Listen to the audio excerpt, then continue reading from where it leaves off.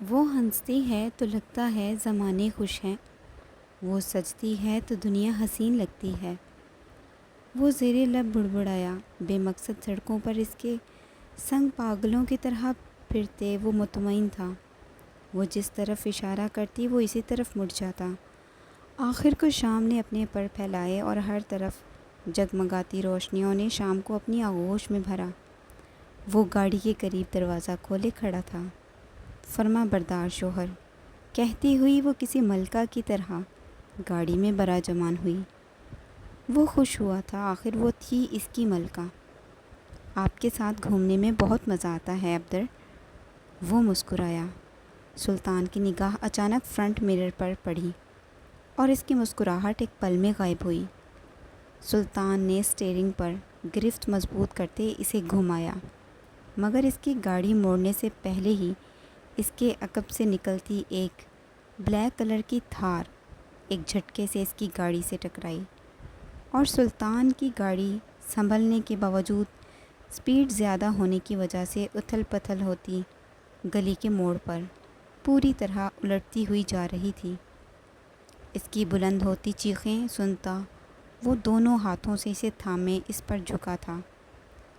گاڑی الٹ پلٹ ہوتی رکی۔ سلطان نے گھومتے سر کو تھامتے زور سے آنکھیں میچیں اور اپنی آغوش میں بے سدھ پڑی اپنی بیوی کو دیکھا۔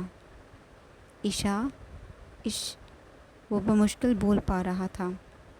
اٹھو۔ سلطان نے اس کا چہرہ تھام کر مقابل کیا تو اس کی رگیں ایک دم سخت ہوئیں۔ عشا کی پیشانی سے خون کی لکیر پھسل کر اس کی گردن تک پہنچ چکی تھی۔ سلطان نے اس کے چہرے کو تھپکا۔ اس کی گاڑی کا دروازہ کسی نے ایک جھٹکے سے کھولا۔ وہ ایک طرف کو الٹی ہوئی گاڑی میں اپنے حواس درست کرتا اسے ایک طرف کیے اپنی پینٹ کی ہک سے اپنا ریوالور نکال چکا تھا۔ سلطان کے اعصاب تنے اور وہ فنا کر دینے والا غصہ اور غضب اس کے چہرے پر پوری شان سے پھیل چکا تھا۔ سلطان نے دروازہ کھولنے والے آدمی پر اندھا دھند فائرنگ سٹارٹ کی۔ اس کے سینے میں گولیاں اتارتے وہ اسے ڈھیر کر چکا تھا۔ وہ بمشکل وہاں سے نکلا اور اس کے باہر نکلتے ہی ایک زوردار ضرب اسے اپنے سر کے ایک طرف محسوس ہوئی۔ سر پر ہاتھ رکھتا وہ مڑا۔ پیچھے کھڑے اس آدمی نے لوہے کا وہ ڈنڈا ہوا میں لہرایا ہی تھا کہ سلطان نے تیزی سے بڑھ کر اس کی گردن پر گرفت مضبوط کی۔ وہ اسے اپنے مضبوط ہاتھوں سے کچلنے میں مصروف تھا۔ وہ دو آدمی اپنی موت کی طرف خود لپکے تھے، تو بھلا سلطان انہیں کس طرح بخشتا؟ سلطان نے موبائل کی اسکرین پر کچھ دیر انگلیاں چلاتے اس آدمی کو ایک طرف پھینکا۔ وہ حواس کھو چکا تھا۔ اسے ایک طرف پھینکتے وہ تیزی سے گاڑی کی طرف بڑھا۔ سلطان نے اس کی طرف کا دروازہ کھولنا چاہا، مگر وہ ایک طرف سے مڑ کر اندر کی طرف دھنس چکا تھا۔ سلطان نے اس کے دروازے کے ہینڈل پر گرفت مضبوط کی کرتے پورے شدت سے کھینچا۔ ایک ٹانگ گاڑی کے ٹائر پر رکھے وہ پورا زور لگائے اس دروازے کو اس کے مقام سے الگ کر رہا تھا، مگر وہ لوہے کا مضبوط دروازہ پوری طرح مڑ کر اپنی جگہ سے اندر دھنس چکا تھا۔ وہ ایک گہری سانس بھرتا کچھ فاصلے پر ہوا اور اگلے ہی پل وہ دروازے کے شیشے پر جا بجا مکوں کی برسات کرنے لگا۔ وہ بلٹ پروف شیشے کافی مضبوط تھا۔ وہ دھاڑتے ہوئے پوری شدت سے اس شیشے پر مکوں کی برسات کر رہا تھا۔ اس کے ہاتھوں کی پشت بری طرح خون سے لت پت ہو چکی تھی۔ سلطان کا وجود اس گہری سردی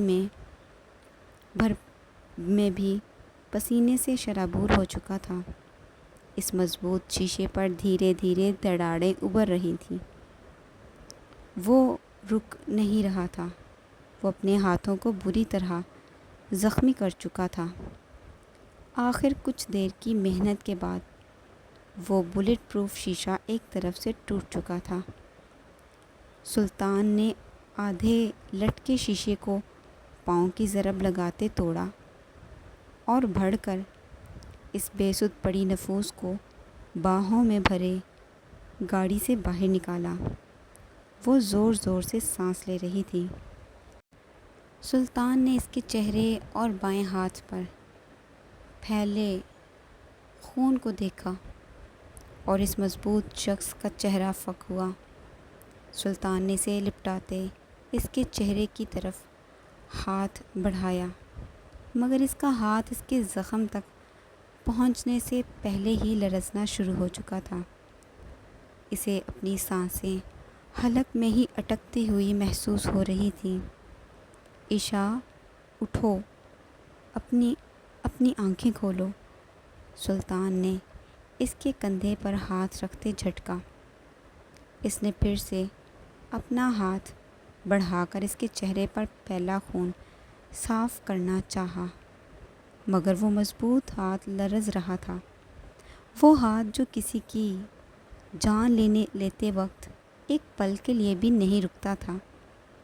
وہ مضبوط ہاتھ جو بلا ناغہ خون اور انسانوں کی جانوں سے کھیلتا تھا، جو ایک پل کے 1000ویں حصے میں کسی کی بھی سانسیں اس کے وجود سے نکال کر رکھ دیتا تھا۔ وہ ہاتھ اس چھوٹے سے زخم کو چھونے کی ہمت نہیں کر پا رہا تھا۔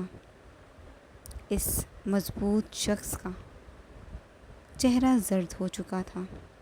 سلطان نے مضبوطی سے اسے اپنی آغوش میں بھرا اور وہ اپنی جگہ شل ہوا۔ اس کے ذہن میں چلتے خیالات الٹ پلٹ ہو رہے تھے۔ نہ جانے کتنی دیر وہ سڑک کنارے اسے اپنی آغوش میں بھرے خاموش، شل اور سنسا بیٹھا رہا۔ وہ کچھ کر نہیں پا رہا تھا۔ وہ اپنے ہاتھ اور پاؤں کو بے جان ہوتا محسوس کر رہا تھا۔ ابدر، وہ بمشکل بولی، اور اس بے حس و حرکت بیٹھے شخص میں جیسے جان ابھری تھی۔ وہ لمبی سانسیں بھرتی اسے دیکھ رہی تھی۔ سلطان نے ایک گہری سانس بھری اور وہ آسمان کی طرف چہرہ کرتا زور سے آنکھیں میچ گیا۔ آپ ٹھیک ہیں ابدر؟ سلطان نے بے بسی سے اسے دیکھا اور اس کی پیشانی سے سر ٹیک گیا۔ عشا نے اس کے رخسار پر ہاتھ رکھا۔ اس کے ہاتھ سے نکلتا خون کسی حد تک خشک ہو چکا تھا۔ بجلی کی تیزی سے دوڑتی ہوئی گاڑی ایک دم ان سے کچھ ہی فاصلے پر آ کر رکی۔ یگیت نے گاڑی سے نکلتے ان کی طرف دوڑ لگا دی۔ سلطان نے ایک نظر اسے دیکھا اور وہ دھیرے سے آنکھیں بند کر گیا۔ تم لوگ ٹھیک ہو نا؟ آخر یہ کیسے؟ یگیت نے کچھ ہی فاصلے پر ایک آدمی کو بے ہوش پڑے دیکھا اور اس سے قدرے فاصلے پر ایک وجود بے جان پڑا تھا۔ بھائی، آپ ٹھیک ہیں؟ یگیت نے ان کے قریب گھٹنوں کے بل بیٹھتے کہا۔ عشا نے اس بات میں سر ہلایا۔ یگیت نے سلطان کے کندھے پر ہاتھ رکھے اسے ہوش دلائی۔ سلطان، تو ٹھیک ہے؟ سلطان نے ایک نظر جھک کر اسے دیکھا۔ وہ اسے ہی دیکھ رہی تھی۔ ٹھیک ہوں میں۔ تم لوگ میری گاڑی لو اور گھر جاؤ، میں یہ سب سنبھال لوں گا۔ ابھی نکلو فوراً، اس سے پہلے کہ یہاں مزید کوئی تماشا ہو جائے۔ سلطان نے اپنے حواس درست کیے اور وہ خود کو مضبوط کرتا اسے باہوں میں بھرے اپنی آغوش میں چھپا گیا۔ عشا نے اس کے سینے پر سر رکھتے دھیرے سے آنکھیں موندیں۔ اس کی پیشانی سے نکلتا خون سلطان کی شرٹ اور اس کے سینے پر پھیل چکا تھا۔ اس زخمی بھیڑیے کو ایک دفعہ پھر جگا چکے تھے۔ وہ جتنی کوشش کرتا تھا ان سب کو ایک طرف رکھ کر اپنی زندگی کو پرسکون ہو کر گزارنے کی، اتنی ہی دفعہ پہلے سے بھی زیادہ بڑی مصیبت اس کے سر پر دھمکتی تھی۔ سلطان کو اپنی خوشیوں کی قیمت ادا کرنی پڑتی تھی، جو قیمت ہمیشہ ہی اس کی پیاری بیوی کے حصے میں آتی تھی۔ عبدر، سلطان نے اپنی آغوش میں اس نازک وجود کو ایک نظر دیکھا۔ آپ ٹھیک ہیں نا؟ آپ کو چوٹ تو نہیں آئی؟ سلطان نے سختی سے آنکھیں میچی۔ میں ٹھیک ہوں۔ اس کے سر کی پشت پر ہاتھ رکھے وہ تشکر بھری سانس خارج کر گیا۔ وہ اسے صوفے پر لپٹائے میڈیکل باکس تھامے اس کے قریب آ بیٹھا۔ سلطان نے خود کو قدرے مضبوط کیا اور وہ کاٹن پر اسپرٹ لگائے اس کے ماتھے پر اس چھوٹے سے زخم کی طرف بڑھا۔ اس چھوٹے سے زخم کو صاف کرتے اس کے وہ مضبوط ہاتھ دھیرے دھیرے کانپ رہے تھے۔ وہ خاموشی سے اسے دیکھ رہی تھی۔ سلطان نے اس کے ماتھے اور بائیں ہاتھ پر ڈریسنگ کرتے ایک نظر اسے دیکھا۔ درد ہو رہا ہے؟ وہ اس بات میں سر ہلا گئی۔ سلطان نے سختی سے لب میچے۔ میں ٹھیک ہوں۔ وہ گہری سانس بھرتی آنکھیں موند گئی۔ واش بیسن کے سامنے کھڑا وہ اپنی سفید شرٹ اور سینے پر لگی اس کے خون کو دیکھتا خود پر ضبط کھو رہا تھا۔ اس خون کے ہر قطرے کا حساب دینا ہوگا تم سب کو۔ اس نے سختی سے مٹھیاں میچی۔ وہ خاموش تھی۔ نہ جانے کتنی ہی دیر وہ خاموشی سے اسے اپنی آغوش میں بھرے اس کے سر کی پشت کو سہلاتا اسے پرسکون کرتا رہا۔ I am sorry, it's okay. آپ کی غلطی نہیں، یہ سب میری ہی غلطی ہے۔ وہ لمبی سانس بھر گئی۔ عشا نے اس کے سینے سے چہرہ دور کرتے اسے دیکھا۔ آپ کو معذرت کرنے کی ضرورت نہیں عبدر، میں یہ سب اپنا چکی ہوں۔ یہی ہماری زندگی ہے اب، تو ہمیں ہر قدم کے لیے تیار رہنا چاہیے۔ آپ بھی جانتے ہیں اور میں بھی کہ ہماری زندگی اب یہی ہے۔ سلطان نے نفی میں سر ہلایا۔ یہ ہماری زندگی نہیں عشا۔ وہ مسکرائی۔ آپ کو ایسا لگتا ہے؟ وہ آئی برو اٹھائے اسے دیکھ رہی تھی۔ وہ خاموش ہوا۔ اس کے پاس کوئی جواب نہیں تھا۔ وہ سچ ہی تو کہہ رہی تھی، مگر وہ ایسا نہیں چاہتا تھا۔ آپ اور سلطان دونوں کو اپنا چکی ہوں میں، تو اب کچھ بھی ہو مجھے فرق نہیں پڑتا۔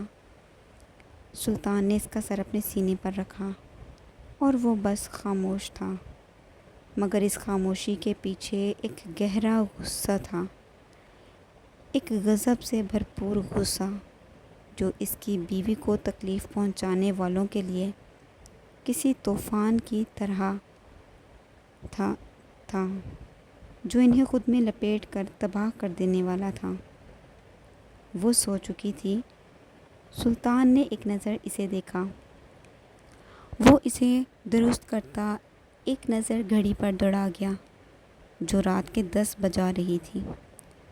سلطان نے اپنی مطلوبہ اشیاء محفوظ کرتے اسے دیکھا اور وہ لب میچتے اپنے قدم بڑھا گیا۔ سلطان نے ایک نظر اپنے سامنے کھڑے اس ادھیڑ عمر شخص پر دوڑائی۔ دھیان رکھیں حاتم بے، میں صبح تک آ جاؤں گا۔ بے فکر رہو سلطان، میں یہی ہوں۔ سلطان نے اس کے کندھے پر ہاتھ رکھا اور وہ چل دیا۔ ان میں سے ایک آدمی کو اس کے مارنے کی بجائے بس کچھ وقت کے لیے بے ہوش کیا گیا تھا، اور اب وہ اس کی خاطر تواضع کے لیے حاضر ہو چکا تھا۔ یگید نے ایک نظر اسے دیکھا۔ اس کے چہرے پر وہی غضب تھا۔ کس نے بھیجا تجھے؟ سلطان نے اس کے قریب بیٹھتے تحمل سے پوچھا۔ وہ آدمی بری طرح کانپ رہا تھا۔ سلطان نے اپنی گردن کو موڑ کر ایک طرف کیا اور وہ اسے گریبان سے جکڑ کر اپنے مقابل کیا۔ ان کتوں سے وفاداری کا مطلب جانتا ہے نا تو؟ اس آدمی نے اپنے سامنے اس خوفناک شخص کی سرخ آنکھیں دیکھتے تھوک نکلا۔ ایسی موت جو جہنم کی جھلک اس دنیا میں ہی فراہم کرتی ہے۔ وہ آدمی گہری سانسیں بھر رہا تھا۔ کل تک کا وقت ہے تیرے پاس، بتا کس نے بھیجا ہے تجھے، اور مہلت ختم ہونے سے پہلے بتانا تیرے لیے فائدہ مند ہوگا، اور اگر ایک سیکنڈ بھی تاخیر کی تو تیرے وجود سے لطف اندوز ہونے والے جانوروں کی تعداد ان گنت ہوگی۔ سلطان نے ایک جھٹکے سے اسے خود سے دور پھینکا۔ میرے خیال سے یہ ابراہیم کا کام ہے۔ یگید سلطان سے قدرے فاصلے پر بیٹھا تھا۔ سلطان نے نفی میں گردن ہلائی۔ نہیں، اس نے نہیں کیا۔ جانتا ہوں میں اسے اپنی جان پیاری ہے۔ وہ ایسا نہیں کرے گا۔ تو پھر شاید شایان ہی ہو سکتا ہے۔ سلطان نے ماتھے پر انگلی سے لکیر کھینچی۔ اور اگر وہ گھٹیا انسان اس کام میں ملوث ہوا تو قسم ہے سلطان کی بیوی کی، اس کی موت غضبناک ہوگی۔ یگید خاموشی سے اس کے چہرے کی طرف دیکھ رہا تھا، جہاں براجمان غصے سے اب اس پاگل سے لڑکے کو ڈر لگنے لگا تھا۔ بھابھی کیسی ہیں؟ زیادہ چوٹ تو نہیں آئی انہیں؟ سلطان نے نفی میں گردن ہلائی۔ وہ ٹھیک ہیں۔ سلطان نے ایک نظر اپنے دونوں ہاتھوں پر دوڑائی۔ وہ انہیں الٹ پلٹ کر کے دیکھ رہا تھا۔ تو ٹھیک ہے؟ یگید کی آواز پہ اس نے گردن گھما کر اسے دیکھا۔ میں بے بس ہو چکا ہوں بیگی۔ میں اسے محفوظ نہیں رکھ پا رہا۔ میں جتنی کوشش کرتا ہوں اسے پروٹیکٹ کرنے کی، اسے اتنی ہی تکلیف ملتی ہے۔ وہ گردن جھکا گیا۔ تو جانتا ہے سلطان، تیری زندگی یہی ہے۔ تو اسے اپنی زندگی میں شامل تو کر چکا ہے، مگر تو بھول رہا ہے کہ تو آخر ہے کون۔ یہ سب تو ہوگا، تو چاہے جتنا بھی روک لے، مگر یہ ہاتھ کمزور ہو چکے ہیں۔ یہاں بیگی، میں اس کے چھوٹے سے زخم، ایک چھوٹی سی خراش کو چھو نہیں پاتا۔ یہ مضبوط ہاتھ کانپ جاتے ہیں۔ سلطان نے سختی سے مٹھیاں میچی۔ میں سمجھ نہیں پا رہا آخر ایسا کیوں؟ یہ ہاتھ آج تک کبھی لرزے نہیں۔ ان ہاتھوں نے نہ جانے کتنی ہی جانیں بے دردی سے فنا کی۔ خون کی ہولی کھیلنے والے یہ ہاتھ اس ننھی سی خراش کو چھونے کی ہمت نہیں کر پا رہے تھے۔ یوں محسوس ہو رہا تھا جیسے کسی نے میرے ہاتھ پاؤں مضبوطی سے باندھ دیے ہیں اور میں انہیں ہلا بھی نہیں پا رہا۔ وہ گردن جھکا گیا۔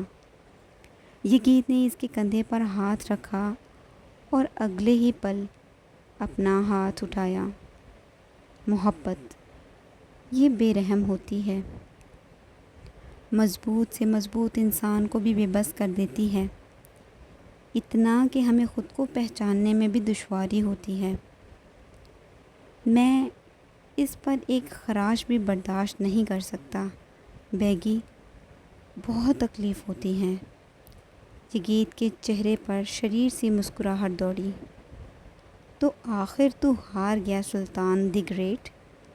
سلطان نے ایک نظر اسے دیکھا۔ ہار کیا؟ میں اس کے سامنے گھٹنے ٹیک چکا ہوں۔ I surrendered myself on her۔ یگیت کی مسکراہٹ گہری ہوئی۔ اس خطرناک جنگل میں جب ہم خود کو مضبوط بناتے تھے، ان شیروں کو ستا کر اپنے پیچھے دوڑاتے تھے، اور جب وہ تھک ہار کر واپس اپنی کچار میں لوٹ جاتے تھے، تو ہم بلند آواز میں کہتے تھے، سلطان اور یگیت کو دنیا کی کوئی بھی طاقت ہرا نہیں سکتی۔ سلطان نے اس کی بات مکمل ہونے سے قبل کہا۔ یگیت نے مسکراتے ہوئے اسے دیکھا۔ تب کیا ہم سوچ سکتے تھے کہ کبھی ہماری زندگی میں ایسا موڑ بھی آئے گا جب ہم دنیا بھر کے دشمنوں کو اپنے سامنے گھٹنوں کے بل گرائیں گے، اور ان دو پاگل بھیڑوں کو وہ پری سی لڑکیاں اپنی انہی انگلیوں کے اشاروں پر اپنے مقابل گھٹنوں کے بل گرا دیں گی، اور ہم مسکراتے ہوئے خود کو ان کے مقابل گرا دیں گے، اور ہم دل سے خوش اور مطمئن ہوں گے۔ سلطان کے چہرے پر مسکراہٹ گہری ہوئی۔ تب اگر کوئی ایسی بات کرتا تو ہم یقیناً اس پر ہنستے۔ سلطان کی بات پر دونوں کا بیک وقت کہکا گونجا۔